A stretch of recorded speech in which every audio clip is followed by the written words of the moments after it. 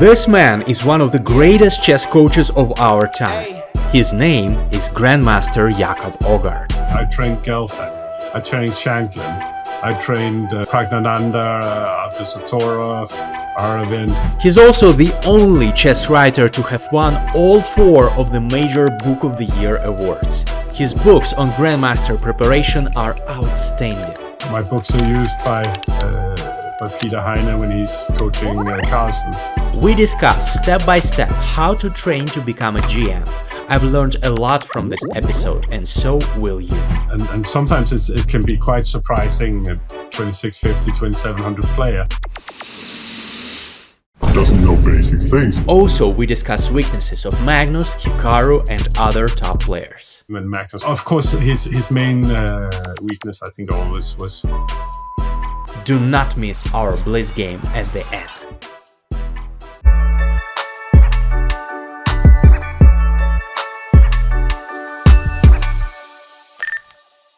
Jacob, thank you very much for taking the time. I'm thrilled to be having this conversation with you because you are the guy to talk to when it comes to Grandmaster preparation. Hi. Thank you very much. It's always nice to have someone who wants to hear what you have to say. Yeah, I've read some of your books. I'm a big fan, and I know that we will be able to give the audience lots of chess insights.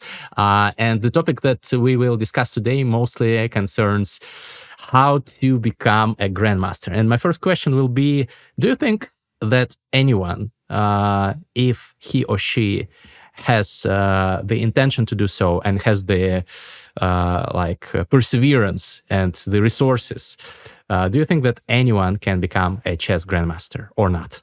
No. This is a short answer. Really, most people who have some talent for chess can, but there are also people who have no talent for chess at all. I cannot become a ballerina. You know, my musical ear is non-existent, so even though I play a lot of music, I know my limitations. And the same with chess. I think there are some things that are just too difficult for some people, but will come easier to other people. So starting answer to that is no. And I think we should probably define what it actually takes to become a grandmaster here. Sorry to take a little bit of control. But I find that often people who are already trying, they understand it. But even people who have played chess for decades don't necessarily know the exact requirements. So you need to have, there's 4 requirements. So one of them is your rating has to be at 1 point 2500. Yeah. Now, if you are in the middle of a tournament, your rating is 2499.6 and you stop playing, then your rating will be rounded up to 2500. But if you play and lose and then later go to FIDE and said it would have been 2500, actually they don't automatically acknowledge it's at 2500. But so 2500, 2500. It used to be that you have to have it on a published list, and then meant that people stopped playing in the middle of tournaments. So they made it to, okay, if you just achieve it at 1 point, that's enough. Then you have to have 3 grandmaster norms. They have to total together at least 27 games. In these norms, you have to play at least 3 grandmasters, at least half your opponents have to be title players. You can include yourself. So if you have 11 rounds, 5 title players and your title player, it used to be, again, check the updated rules before you make any plans or agree draws based on my advice here, but you have to have half the players have to be titled. There also have to be a number of different nationalities among your opponents, unless it's a national championship, which is registered for FIDE. For this is the tournament where you can make norms only playing players from the same country. So in this tournament, you have to make a performance rating of 2601, 2601. And you have to do that in 3 different tournaments and just sometime. It used to be that after 5 years, they would no longer count, but that was changed. And some people suddenly became grandmasters many years after they'd given up. There's less than 2,000 grandmasters in the world. It's quite difficult to achieve. I think it's easier to climb Mount Everest, although I think More people probably have tried to do that than have tried to become a grandmaster seriously. But it is very challenging. And if you can think that there's anywhere from 100 to 600 million people who play some sort of chess at some point in their lives, there's only 2,000 who makes the grandmaster title. It is very challenging, and I don't think it is something that everyone can do. In the same way as a grandmaster title is probably similar to a PhD, while the IM title is similar to a university degree, a master's, and 2200 is similar to graduating high school, kind of in knowledge within the very narrow field of chess. So no, I don't think everyone can do it, but I started too late. I was not especially talented. I peaked out at somewhere around just over 200 in the world. I don't think I ever had the realistic potential to be top 50 or something like this. I could never have been number one in Denmark, for example, where I grew up. It just was not possible. But, I could have been better. We can always be better. Yeah, Jacob, thank you very much for the detailed information. I think it's very valuable for many of the viewers who don't know the exact requirements on how to become a grandmaster. And you've compared this to climbing Mount Everest. I do not want to denigrate the achievement of those who did it, but I think it's much harder, actually, because I think the success rate is much lower for becoming a GM among people who want to do that. I know lots of professional chess players who are dreaming of becoming a GM and never making it. And if you really want to climb Mount Everest and you have the money and resources, you are quite likely to do that. I have some friends who managed to do that, even though it's quite risky and probably riskier than trying to become a GM. But you've mentioned some of the. I think for both you can invest your entire life. So, but of course, you don't lose it in quite the same way if you don't become a grandmaster. Yeah, true.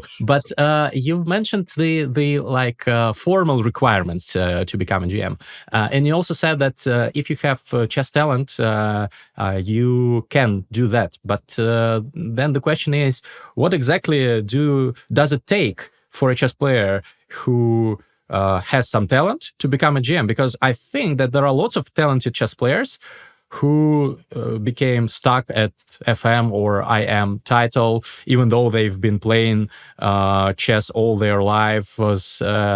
They've wanted really, really much to become GM. So is it a problem of their work ethic, of the methodology of how they train, of their perseverance, or are they not talented enough? How would you?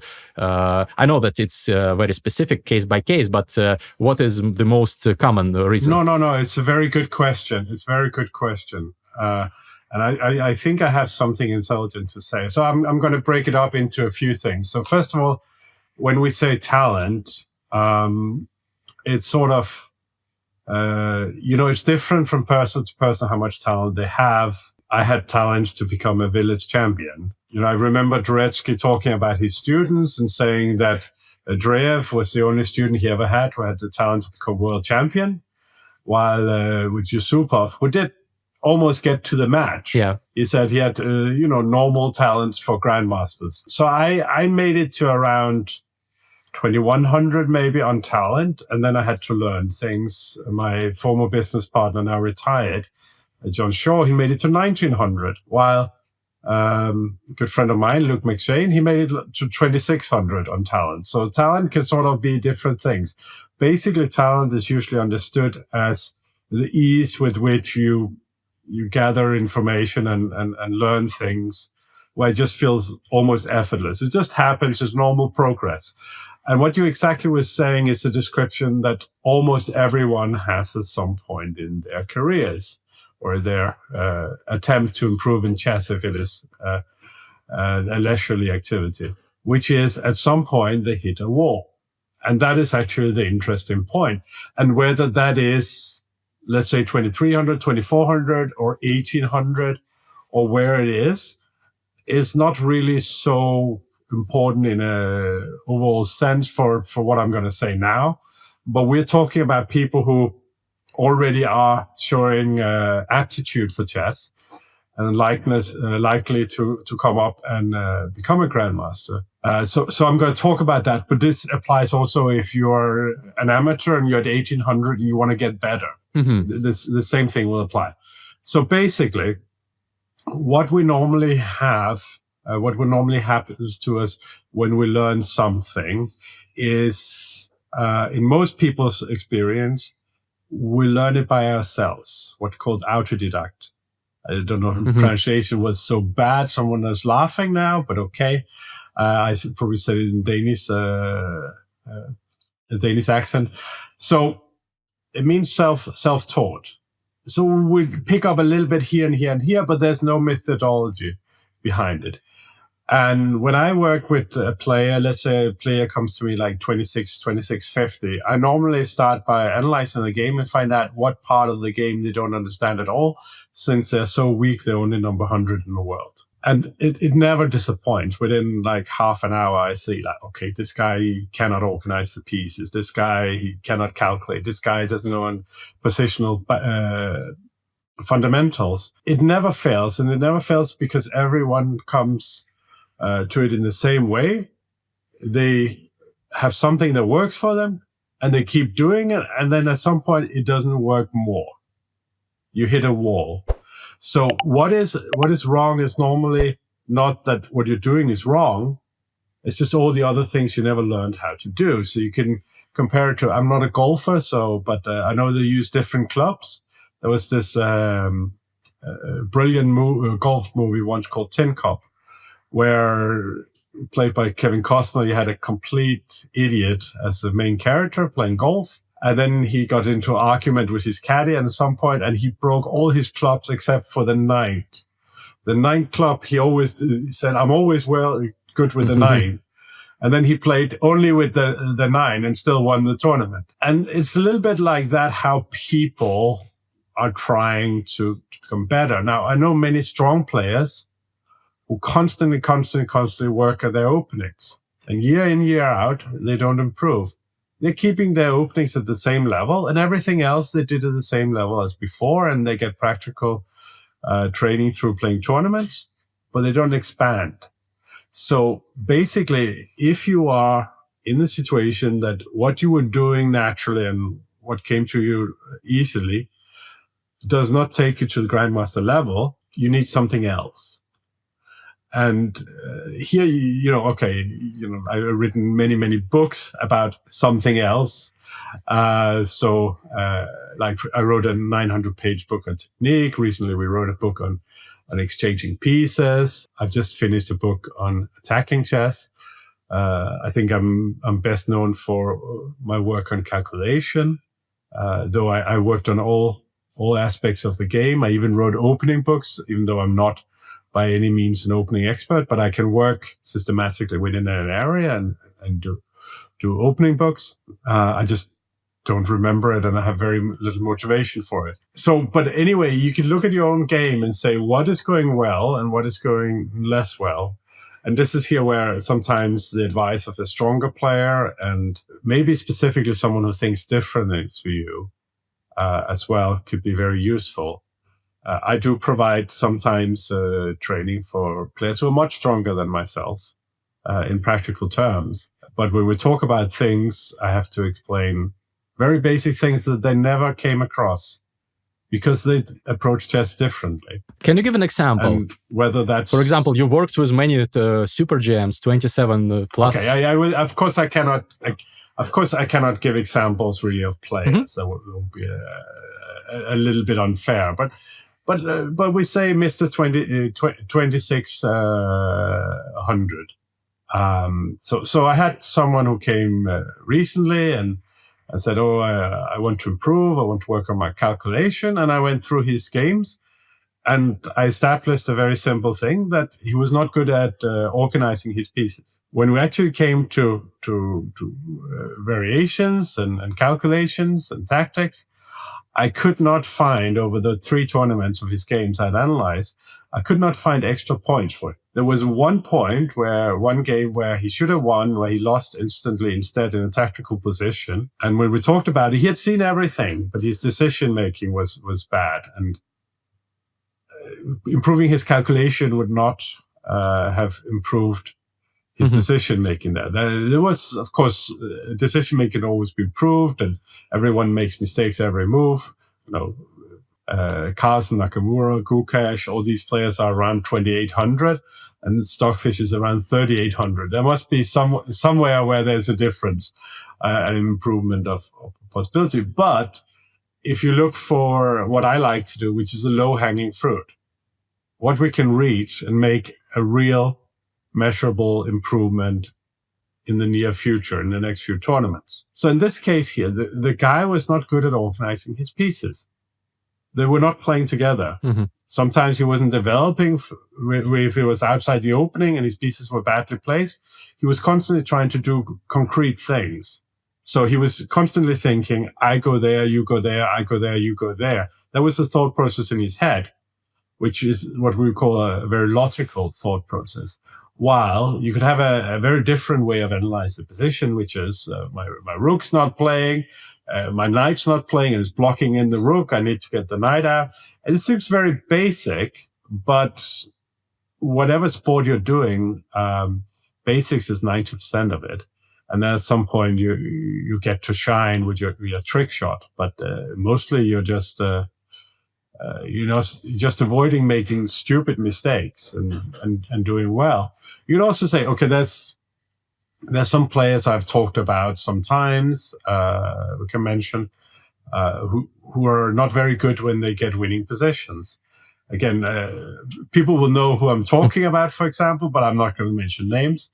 But there's a very famous player who gets many winning positions and makes many draws. And in many cases, there is some moment, 1 or 2 moments where he has to calculate a concrete sequence of moves. And there he feels his way, which is sort of the opposite of what the other example. He tries to feel his way, but my mentor, Mark Turetsky, had a fantastic rule of chess tactics, which is if it works, it works. And if it doesn't, it doesn't. And you can't feel your way to that. I once, with my now ex-wife, we were wanting to buy a house, and I had seen a house I really liked. It's just, it's very expensive. We can't afford it. I did the numbers, and it was actually not a problem at all. Like, it was well within our budget. But she had tried to feel her way. You cannot feel your way in a math test. You have to work it out. On the other hand, with some things on the board and in real life, you cannot work it out. You have to feel your way and get as good as it gets solutions, because you have little time, you have to make a decision, and nobody can really work out everything. And there's a lot of thought process there where you can improve, and there's some basics, understanding of things you can improve. And sometimes it can be quite surprising. A 2650, 2700 player doesn't know basic things. It doesn't have it as a standard in the repertoire of ideas, but it's the case. When I started training very strong players, I felt very, very inadequate. I felt like, imposter syndrome. Because my peak rating was 2542. As said, I was between 200 and 250 in the world. The ratings were very different back in 2008 when I peaked. Also, this is all my own hair, I should say. I don't do anything. I wash it. And I put some gel in it so it doesn't look totally on. But I don't dye it. I've not used a hair transplant. There's no wig. But I'm actually well into my 50s now. And often people can't see it because of the hair. I get insults on Twitter all the time, like you and your dyed hair or you and your wig and stuff like that. It's quite funny. I enjoy it. I'm like, but no, I'm well into my 50s. I'm long past my peak. But I was never that strong of a player. And then after that, I trained. That was 2008. From 2009, I trained Gelfand. I trained Shanklin. I trained Praggnanandhaa, Abdusattorov, Aravind, a lot of strong players, and also others who don't want to be mentioned. My books are used by Peter Heine when he's coaching Carlsen, or was when they were doing coaching. And many other top players have used them. But I always felt, I knew that I was so much weaker than these guys in practical terms, among others, because for me, if I had to diagnose myself, it's like my openings are very, very weak. I don't have a good opening repertoire. And if I had to work on something, I would work on that for myself. But I'm a trainer, I'm not a player, so that's not going to happen. But it's very normal that there's something that you're not doing that you haven't done. I can give you one concrete example. Okay. So there was, for almost 20 years ago, Nakamura was, whenever he got into the end game, he had, it went wrong a lot, really a lot. And then like a year or two later, it didn't. Now his end games were good. Constantly he was performing very well in the end game. And it was a very simple example without, you can see it from the outcome. You don't need to know anything. The guy went back and worked on his end games, and then he had end games to a level where he was happy, and then he focused on other parts of the game. But before that, he had just focused on openings and had talked a lot about how he was just focused on openings, and it wasn't working for him. But there's a lot of incidents like this. So to summarize, the problem for chess Very improvement. long answer again. Yeah, but thank you. Lots of insights. I just wanted to summarize that this seems to be the problem for players at all levels, right? Not just those who don't manage to become GMs, but also for GMs who want to become world champion or something like that. So there are some blind spots, some weak parts of your game that you are neglecting somehow. Is that correct? Yes, so Dvoretsky had a model which explains very well what happens. So he had 4 types of thinking, and these have since been like confirmed very well by psychology and so on. So he had what he called logical thinking, which we would call concrete thinking and concentration. It's you're very much aware of what you're thinking, and you're guiding your thought process. Then he had intuition, which was like you feel your way, and you don't know exactly how you come to the conclusion. It just feels right because it's pattern recognition. You have a pattern recognition, and you don't necessarily understand all parts of the pattern. Okay, so these are on one axis, and then on the other axis you have a preference for style of position. You have either a technical or you have a dynamic. So you can find this in my books, in Thinking Inside the Box. It's in a chapter, Who Are You? And maybe you can put in the model, steal it from the book. So basically this creates 4 types of players. I can't remember what I call them in the book. I don't remember anything. Once forgot my father's name, and I forgot how many times I've told that story. But so basically we have what Sundberg Hansen calls accountants, which is a technical, intuitive player. They don't like to calculate. They like to slowly improve their position, just make the pieces work well together, create weaknesses, and slowly hope that they win. We have activists, I think, which is a dynamic and intuitive player. So like with accountants, it's Carlsen, it's Karpov, it's Capablanca, it's that kind of player. Activist is players who are dynamic, but still feel their way, who are very intuitive. Like it could be Anand, it could be Tal, it could be me. That sort of have a normal aptitude, just comes very easily, feeling of dynamic possibilities in the position. Mamedyarov is another good example, very good at organizing the pieces. Doesn't seem to be very good at calculating. Then you have logical and technical, someone who's very conscious of what they're doing, and still prefers to think long-term strategic weaknesses, prefers the end game. I would think players like Korchnoi, Gelfand, Botvinnik, Rubinstein, they're sort of like a whole stream of players there. Then you have players who are very logical, and at the same time very dynamic.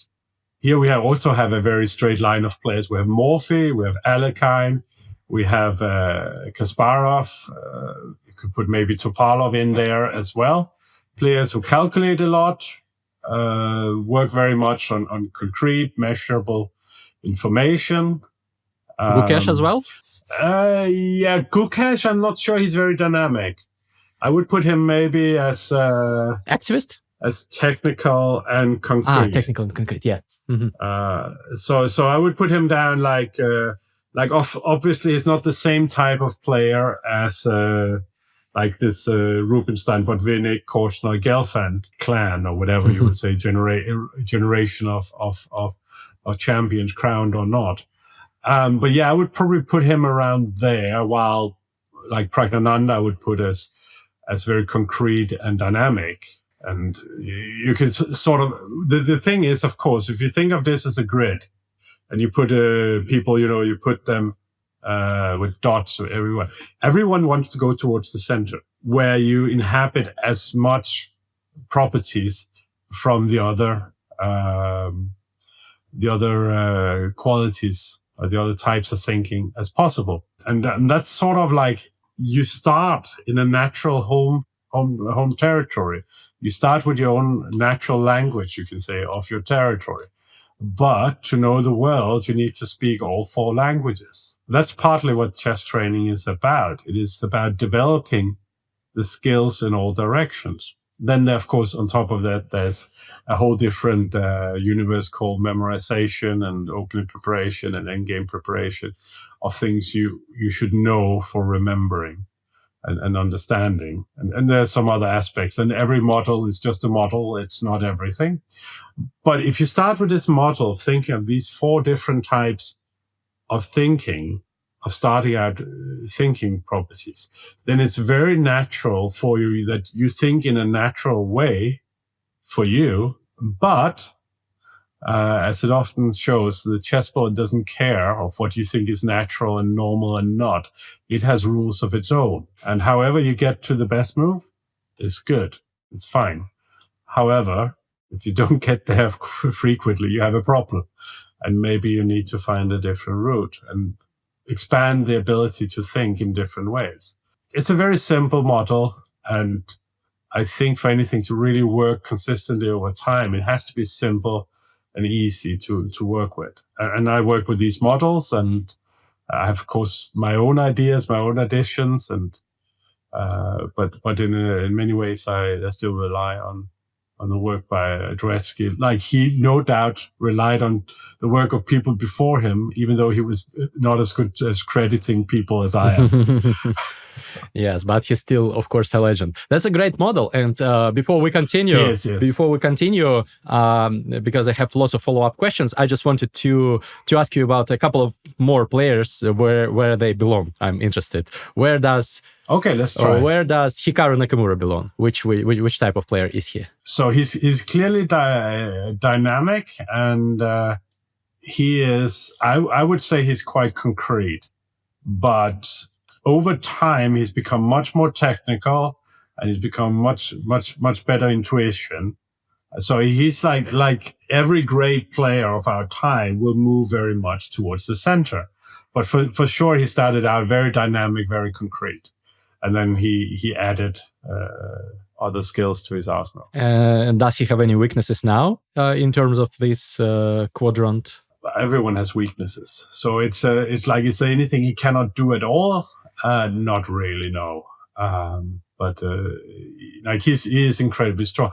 I think he lacks fighting spirit. He still has a bad feeling for positional thinking. If you look at the candidates he played, where he won one game and lost one game to Caruana, you can see the first game he made like a horrible positional mistake. And he will still do that sometimes, because it's still things that are not natural to you. You can acquire thinking in that way. You can improve thinking in that way, but there'll always be more error in that direction. How does it? So he still has this issue. How does it correlate with the fact that he is such good? Good is not the correct word. That he is so amazing in Blitz. It means that he should have some great intuition. He calculates very quickly. He calculates very, very quickly. He's very good at tactics, more than calculation, actually. Again, we can become very technical here, but there's a difference between being really, really good at tactics and being really good at calculation. Tactics is knowing and spotting tactical patterns. So in that term, it is very much an intuitive part of it. And he improved that a lot, and what he's doing, because he's constantly playing Blitz, he's enforcing this again and again and again. And why is he good at Blitz? He plays Blitz all the time. Like, if you want to be good at something, do it a lot, and then think about how you're doing it, which I'm sure he does. But calculation is slightly different. It is the thought process that will discover the things you don't automatically see. There, I'm sometimes less impressed by. But again, overall he's so good, but he does make some positional mistakes that Geary wouldn't make. Yeah. So yeah, quick disclaimer for the audience. Other players. You wanted a few players. Let's do them first. Yeah, I wanted just to give a quick disclaimer to the audience that probably when we say that some of those super strong players that he is weak in some area, that means that he's still stronger than 99.999% of other players. No. It means this is the areas where he makes more mistakes. Yeah, that's all it means. Of course. It doesn't mean that. Obviously, if you take the best part of my play, and you take the weakest part of the play of someone rated 2750, in practice, I will never match up to their standard. Of course not. But everyone understands this, and anyone who wants to somehow say something. Jacob, blah blah blah blah blah. They're just out to be assholes, and I don't care about that. Yeah. That's fine if that makes you happy. But okay, let's do some other players here. Let's talk to the people who say that I'm not here. I'm not here to promote myself as an ego trip. I'm here to answer questions about chess. We can talk about my weaknesses in another episode. I'm happy to do that. We'll see them later when we're playing Blitz.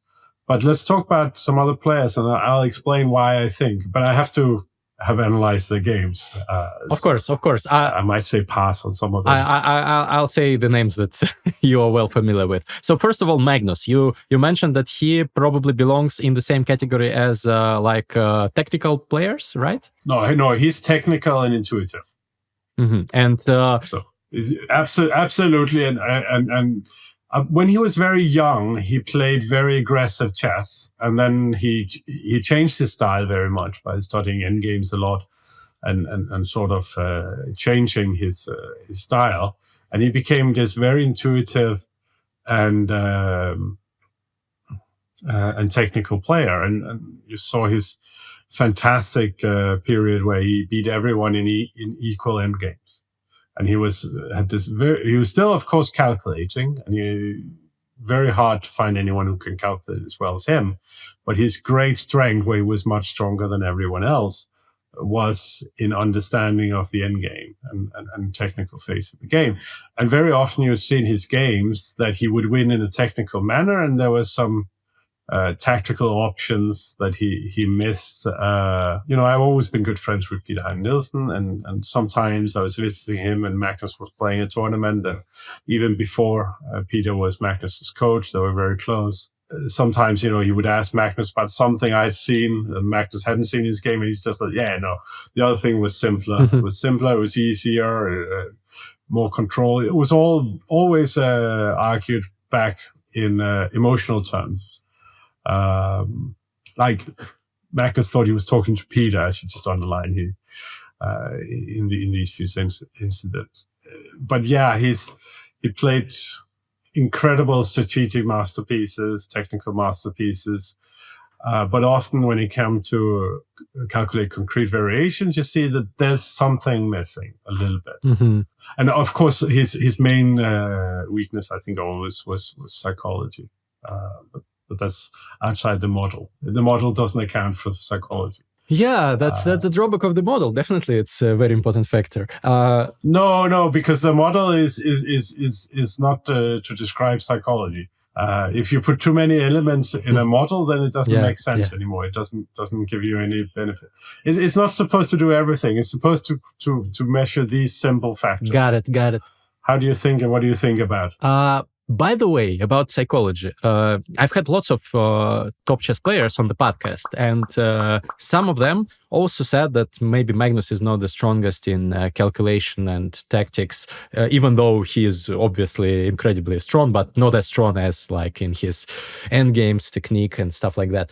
But nobody, I think, said anything bad about his psychology. I think Anish Giri, when I had him on as a guest, said that psychology is Magnus's strength. So can you please clarify why you believe Magnus's psychology to be the problem? I'm referring to episodes like the one in Norway Chess when he, like, for example, loses a game and goes on tilt. Well, you see, well, we've seen many times that he fails on psychologically. To be honest, the thing is, again, like, okay, for me, Kasparov is the greatest ever, among other things, because he was clearly number one for such a long time, and dominated in a way that even Magnus didn't. But okay, Magnus, if the people who argue that Magnus is number one, I'm like, yeah, okay, fine, it's an equal argument, I think. I prefer Kasparov for this, but my own defense of it is that so did Carlsen when he got the best player in the first 100 years of FIDE award. So no, but Magnus is clearly up there. Like we're really talking about two different generations. They did play once or twice when Magnus was 13 and just a year before Kasparov retired. And of course, they have played privately many times. But they're different times, and their careers didn't overlap. And they're the two greatest players we've had. And to find weaknesses with one of the shared number one, or whatever you want to call it, you have to look at it compared to himself. You cannot, of course, I think he has a much stronger psychology than Caruana, than Aronian, than Nakamura. Definitely, he's sort of, I think, a little bit fragile. I'm very fragile, so I empathize and I don't criticize. But Magnus, no, there's some psychological things where, it almost cost him a world championship several times in matches. And also, you cannot exclude that, if you say who's the greatest ever, well, the argument for Carlsen not being the greatest ever is that he gave up the world championship title. He didn't have it as long as Kasparov. He didn't dominate as much in tournaments and so on because he stopped playing. So that's already there. And that's for psychological reasons, for two reasons. One is that he's a few times was close to losing it. So he knew it could happen and didn't want to. And the other was he didn't like playing the matches. Then you have an incident as the Blitz in 2024, where after leading 2-0, suddenly the match is 2-2, then it's 3 draws. And don't tell me these guys who played Blitz 14 hours non-stop on their computer that they're tired. That's nonsense. So he was afraid of losing to Nepo in that match. Yeah, of course he was. Already there had been all this thing with the genes here where FIDE should have allowed him to change for the next day. He should have. So it's a long list of both sides being wrong. So Magnus shouldn't have won genes. When he said, "Can I change tomorrow?" FIDE should have said yes. When they said no, he should have gone across the street and changed. When he said, "I refuse to change," FIDE should have given in. You could continue for a long time. And both parties ruined, to some extent, the rapid tournament, where Magnus already was not in the lead and was more or less impossible for him to come back and win the tournament. He doesn't care for number 2 or 3, which was maybe within reach. But so of course, if he's leading the tournament, when they say you have to change, he goes and changes. But he takes baggage from discussions about freestyle chess with him and all these kind of things. And no, I think it's a weakness if you cannot disconnect during the game and you bring all these other things to it. And there's a very simple example. So in 2016, he was playing the match with Sergei Karjakin. And Karjakin had many coaches. One of them was Alexander Motylev, which is a friend of mine. And I said to him, well, of course, Magnus is so much stronger, but there is a chance to win the match. So what will happen, should happen, is Sergei tries to make a lot of draws. Just survive. Then at some point, Magnus will become really, really irritated. Because I understand from previous matches, I've seen Peter Heine being the coach of Anand, amongst others against Gelfand in 2012. Learned a lot from seeing that. And their match strategy is Magnus is a stronger player. Now let's do openings. That was always the strategy of Peter Heine Nielsen and his team, whether it was for Anand or whether it was for Carlsen. But the problem is that's not a very whole match strategy. So the match strategy I suggested to Sasha was that Karjakin should make draws, and then at some point, Carlsen, he will avoid risk. That was one of his psychological problems. He wants to avoid risk instead of winning 3-2 in big battles. Then he would rather go 0-0 and hope the chances come because he's better, so he shouldn't run risk, he thinks. But there's a very big draw chance that if you do it like this, which we saw in his matches. And I said, at some point, Magnus will probably overreact and do something stupid because he thinks he deserves to win just by being there. And then Sergei will get a chance. And if he does that, and if he gets ahead, then the real Magnus will show up and beat him. And he did. And then you may end in a playoff, and then you have to have different openings ready for the playoff. That was my advice. And Motylev, to his credit, actually told Karjakin all of this. And Karjakin was like, no. If I tie the match, it's already a win. And then suddenly he ties the match and he has nothing ready for the playoff. And then that was his big chance to have. Because in a rapid match, 4 games, you can actually, if you surprise the opponent going in a completely different direction, such completely different problems, something random can happen. You can win a game, and then you can sort of suffer through 3 games, and suddenly you win 2.5, 1.5. It can happen. To some extent, that's what happened when Anand beat Gelfand in Moscow. Mm-hmm.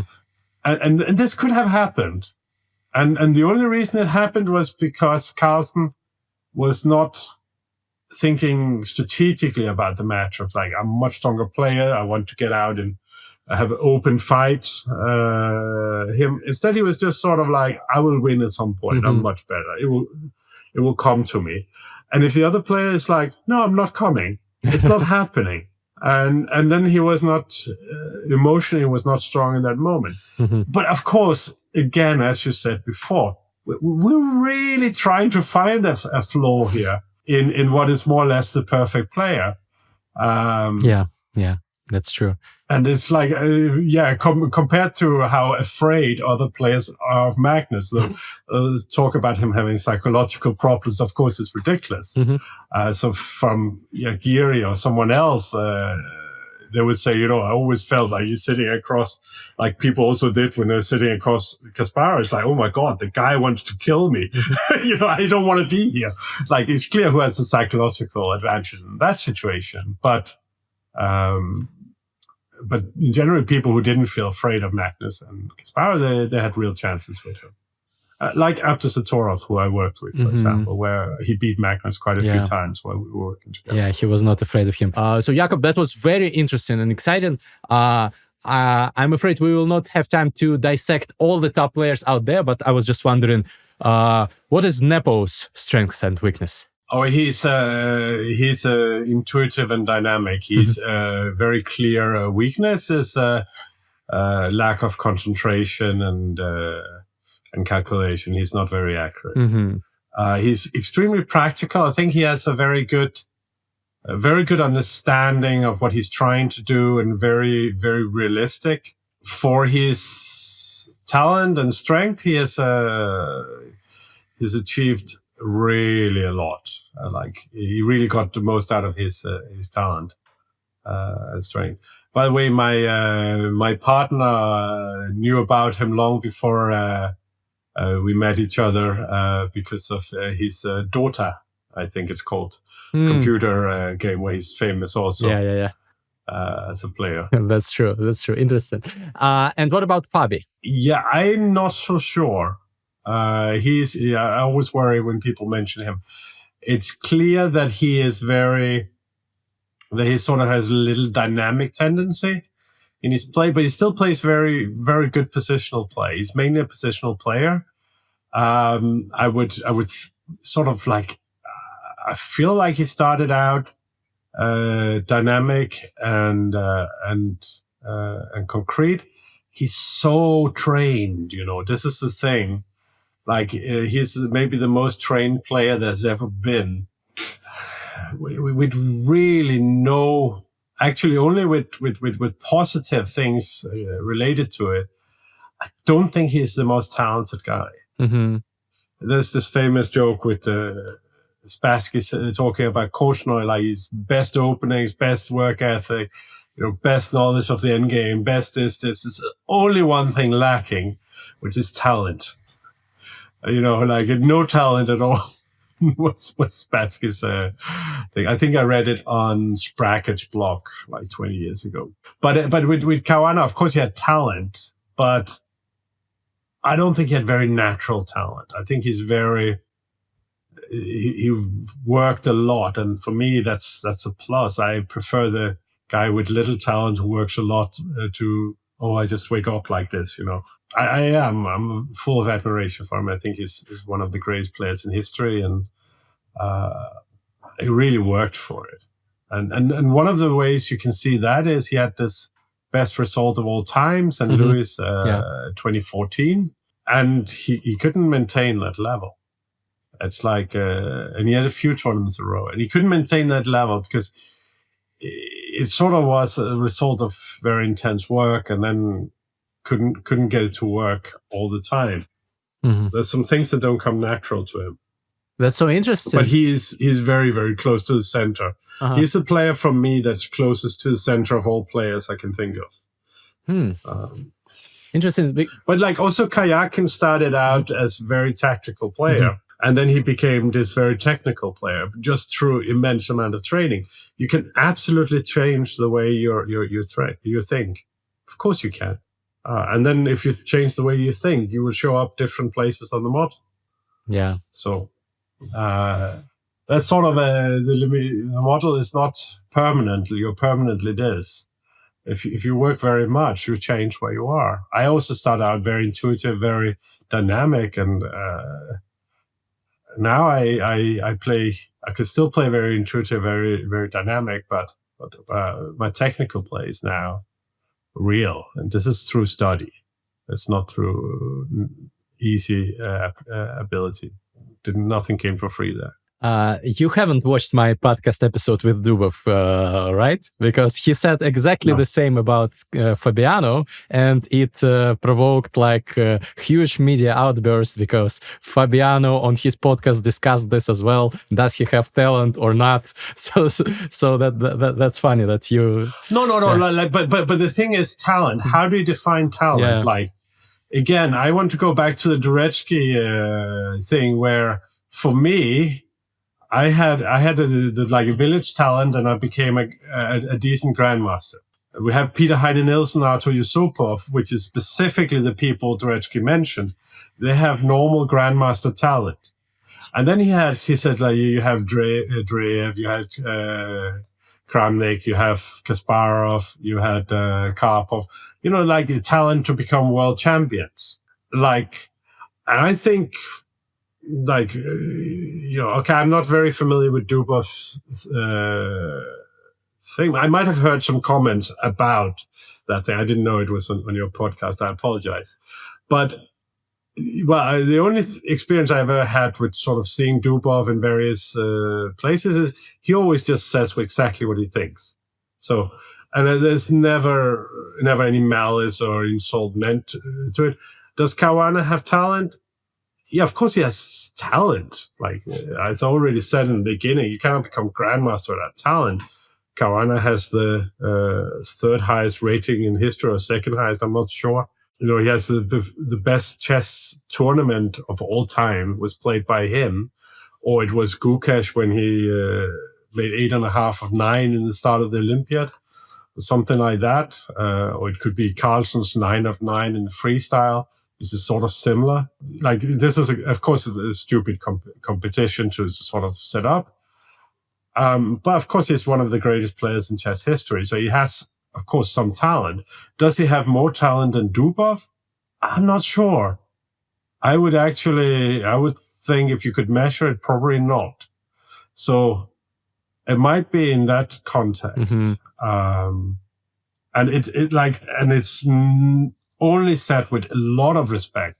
Someone who through work and focus acquires skill that doesn't come for free, to say that they worked for it, for me, that's not an insult. So it's like, I do remember it vaguely that there was something I just didn't care, because for me, it just wasn't an insult at all.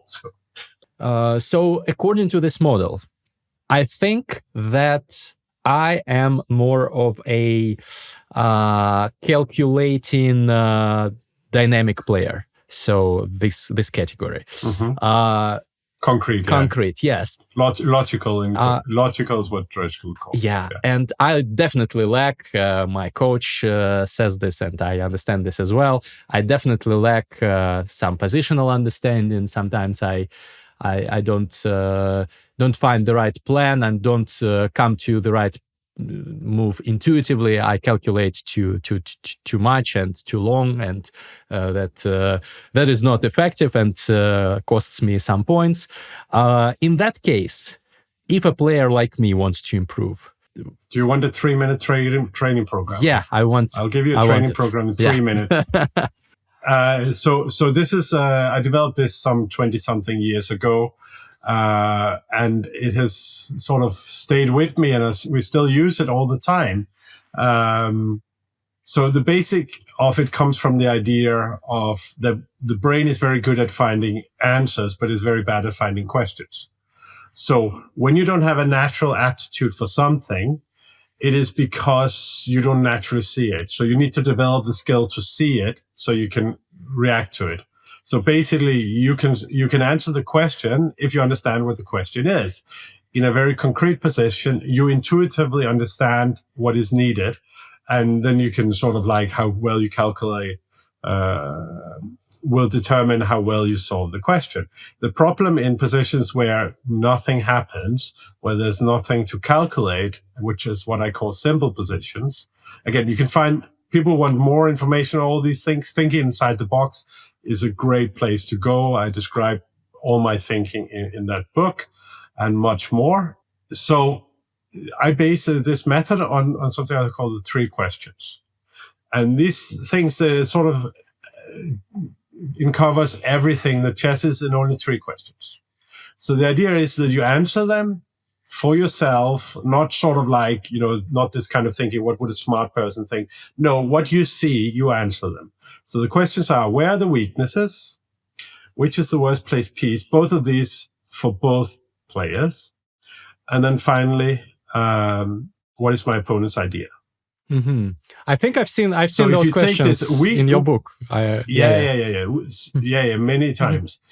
times. Use it all the time. So the weaknesses is the structure of the position. The pieces are the pieces. Now we already dealt with the board, and then what's my opponent's plan, idea?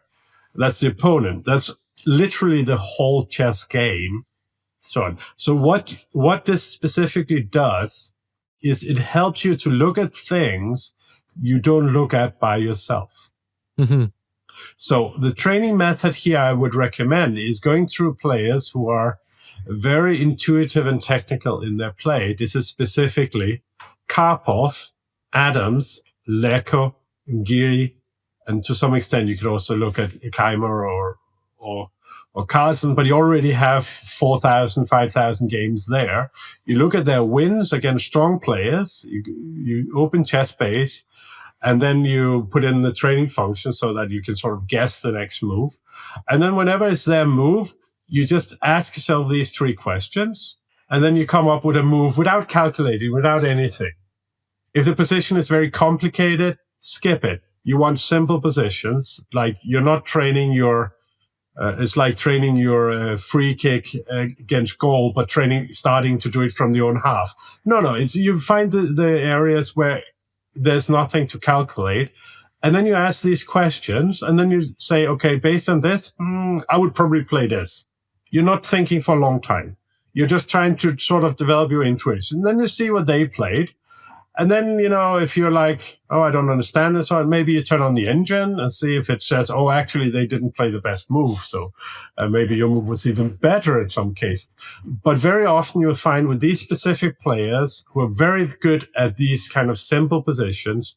So just to repeat, Karpov, Adams, Leko, and Giri, who are like all of them. And then you have Capablanca early on. This is also like a string of players who are very much influenced by each other. You'll see that these players, they are very good at these kind of decisions. And then by, mass repetition, which you always have to do if you have to learn anything, can't avoid it. That's part of how the brain learns. You'll get better. You'll never get good compared to Stockfish or Karpov, but you definitely get better. And it's a simple training method, but of course, at the end of it, it's the time you invest that pays off. Yeah. And the focus. Thank you for this mini training session. This will work. This will definitely work. Yeah. Definitely work. And you can do it without being super focused. Mm-hmm. You don't have to be like if you have to train your concentration, which is the elimination of everything unimportant, which is what concentration more or less means. You have to actually sit and really force and steer your brain. But here you're just answering these questions. And then, if you try to understand why you're wrong, this is the whole part of improvement. We know this from other fields like music and other things. There's a lot of neuroscience done in music. I'm reading a lot about it and studying it a lot at the moment. And one of the key sort of very simple logical things is when you make a mistake, think about why you made a mistake and then try not to make that mistake again. Try to do better. That's improvement for you. Mm-hmm. If you just try to sit and solve a puzzle, oh, that was wrong. And then you go to the next one, oh, that was wrong. You don't think about what happened, then improvement will take a random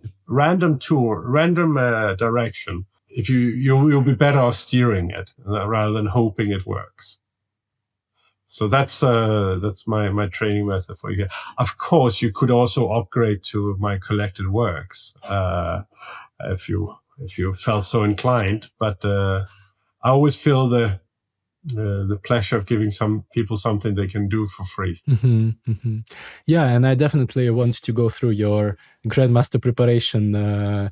Positional play, and technical play probably, right, as well. So that is strategic play. Yeah. Technical. I have a big book that's called A Matter of In-Game Technique, mm-hmm. which is sort of a little bit of a joke because we had once a poll on the blog that was like, what is the most hated phrase? And then people came with suggestions and then we voted. And the rest is a matter of technique was the most hated phrase by everyone. That's why it's called the matter of in-game technique. I always get asked what's happening into a matter of middle game technique. They will come. It will probably be 3 volumes. And I have done a lot of work on the first one, but it's going to be huge, huge, huge work. And I have a lot of other projects to work on. So it will take a lot of time. We will link, by the way, as usual, all the books and resources discussed in this episode. So guys, check it out. Newinchess.com. The website has been rebranded. It's still being rebuilt, but all the companies in the group are now collected there. Of course, I also have to shout out for killchesstraining.com, our online academy, classes every day, about 500-600 a year. It's something like, I don't know, €2, $2 per hour of instruction provided. It's like a gym. You find the thing that works for you.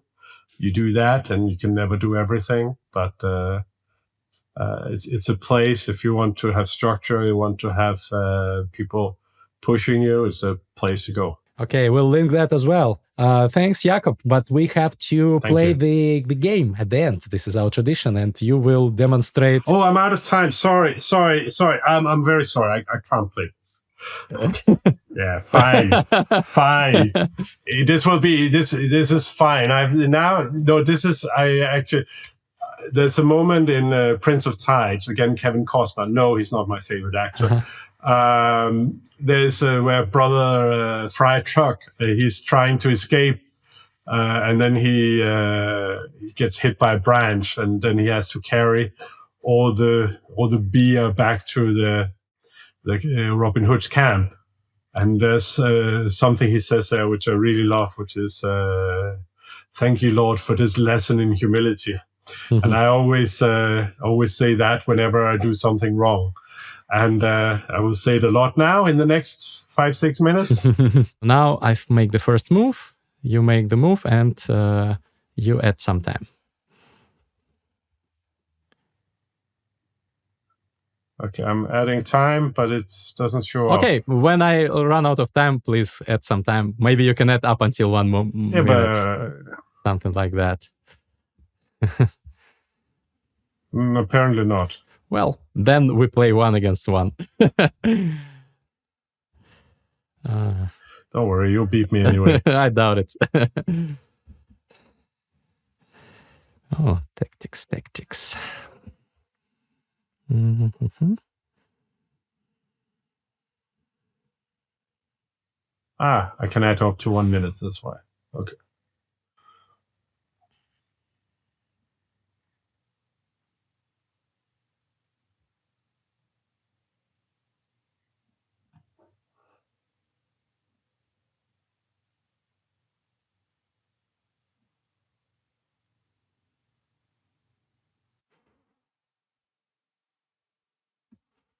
Yeah, let's go forward. Okay, I'll take it.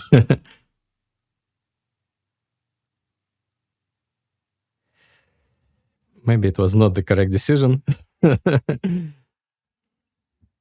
Oh, maybe. Yeah, probably. Probably it wasn't.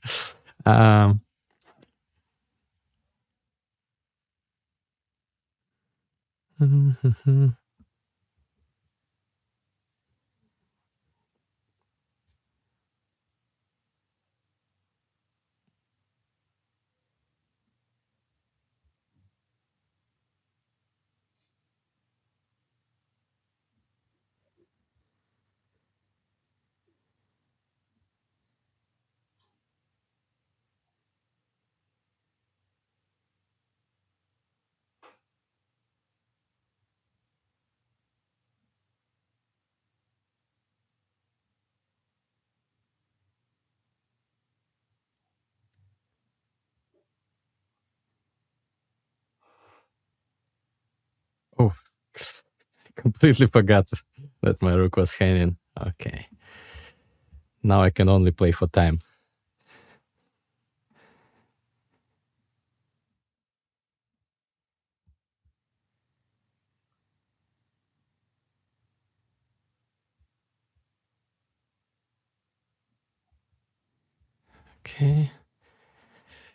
Okay, maybe a draw. Yeah, sure. Because I no game review for me. No. I could have flagged you, but no. Of course, that would have been not the right. But come on, you get a very old man on the podcast and say now we have to sprint. Come on. Yeah, but definitely my aggression was not justified with this piece sacrifice. I just had a nice position. I think you should cut out the game and says Jacob asked not to show the game because I beat him so badly. Yeah.